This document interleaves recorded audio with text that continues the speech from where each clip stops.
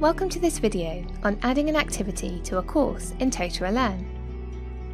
Courses are made up of one or more activities. There are a wide range of different activity types available in Totara Learn, from interactive Score Me learning modules through to glossaries, forums, seminars, quizzes and more. In this video, we'll have a look at how to add an activity to a course. I'm already on a course page and I've started to add some content. Now I want to add a Score module, which is an interactive e-learning module I've created in a separate authoring tool. One of the great things about Score is that it tracks user activity such as completion and score back to the course in Totara Learn. To add the activity, I need to turn editing on, and I'll add my activity to the second topic. This panel shows you all the different types of activity you can add, and there's quite a few. Each activity is added in a similar way, although will have its own unique settings too.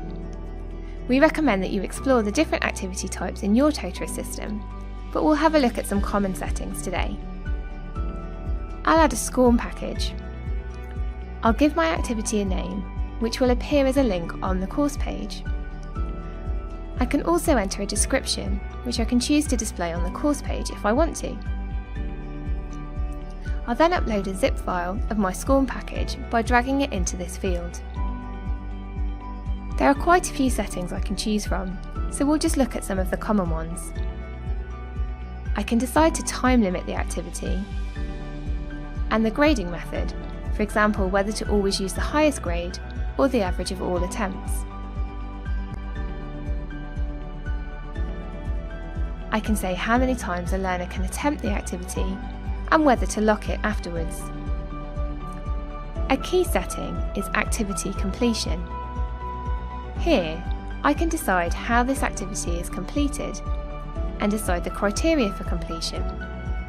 I'm going to say that learners must receive a pass status from the SCORM activity. If I save my changes, we can now see the SCORM activity and my description on the course page. Let's add another activity so you can see the difference. I'll repeat the same steps, and this time I'll choose to add a quiz. Again, I'm asked to give the activity a name and description, and you can see I've got some of the same settings and some that are specific to the quiz activity. Items that are specific to the quiz are things like layout, which decides how quiz questions are presented to your learners, question behaviour, and overall feedback. Again, I'm going to say how the quiz is completed, and I'm going to say that learners require a passing grade, which I can set in the grade settings above. Now I'll save my quiz, and it's now displayed on the course page. Of course, I haven't added any content to my quiz yet, but that's the subject of another video. Now I've got some activities with completion tracking in my course. The final thing I'm going to do is define how the course is completed, which is done via the administration menu. Course completion works like a logic gate, so I can decide whether the learner must meet all or any of the completion criteria. I'll set mine to all. Completion is normally based on completing specific activities within the course, such as a quiz or a SCORM activity. I'm going to say that learners must complete my SCORM activity and the quiz to complete this course.